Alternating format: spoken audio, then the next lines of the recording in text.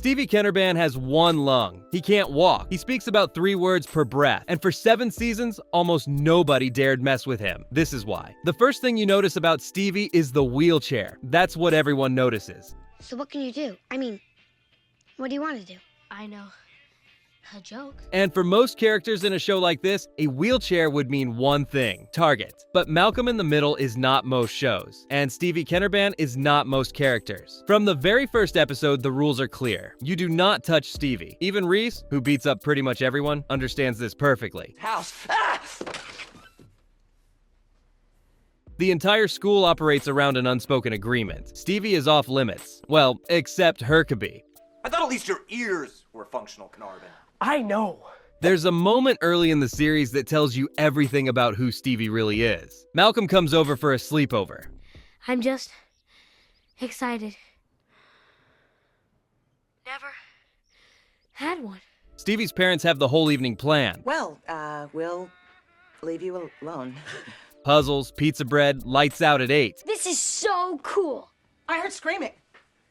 Malcolm is horrified by how controlled everything is. Miss Kennerband can be a tad strict. She doesn't know that sometimes boys have to be boys. Am I right? So he convinces Stevie to sneak out. You got me? Yeah. You got me? No! They go to an arcade in the middle of the night. Stevie's wheelchair gets stolen. They spend hours dragging him around in a shopping cart trying to get it back. Oh my God! Stevie, are you okay? By the time they make it home, there are police cars everywhere. I guess we are in trouble. Malcolm is panicking. Stevie is fine. I was sort of hoping to get caught. What? He's never been in trouble before. He wanted to see what it felt like. The kid in the wheelchair, the one everyone's so careful around, the one the whole school protects, he's the one who wanted more. And he knew exactly how to use that protection to get it.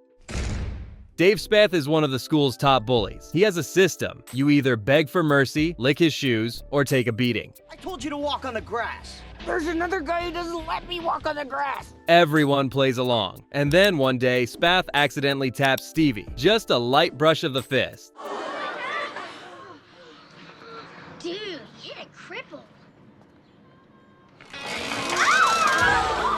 The entire school turns on Spath. He gets expelled. Stevie didn't say a word. He just fell over and let the rules do the rest. Reese spends years furious about Stevie's protected status. He can insult him. He can verbally torment him. Oh my God! Is that a snake? Stevie, don't! Sucker. But he cannot hit him. And Stevie, to his credit, does not waste this advantage. In one episode, the 3 of them are at a restaurant, and Reese talks Stevie into playing the circle game. Reese is delighted. Finally, a legitimate excuse. Don't look at this. Or this. Reese hits Stevie hard, multiple times. Hey, Reese, that's enough. This isn't funny anymore. Okay. And then Stevie starts crying. Reese and Malcolm panic, and the second they lower their guard, Stevie stops crying, reveals it was a trap.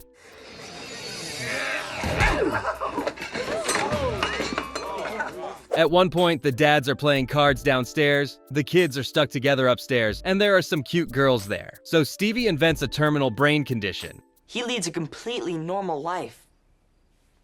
Which makes it even sadder that he only has 2 months to live. What? His brain is too large for his skull, it will explode before Thanksgiving. So she tongue kisses him out of pity. Stevie! What are you doing? Where's Reese? Later in the evening, a gun goes off in the house. Oh my God!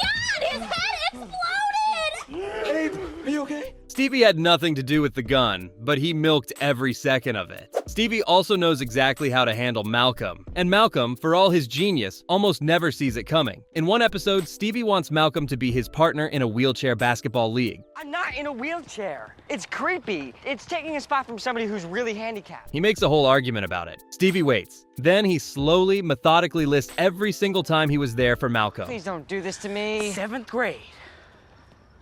First dance. Open fly. Every moment Malcolm needed him, and Stevie showed up without being asked. All right, fine. But I'm sick and tired of you throwing that in my face all the time. But nothing in 7 seasons tops what happens in Reese versus Stevie. Reese has finally had enough.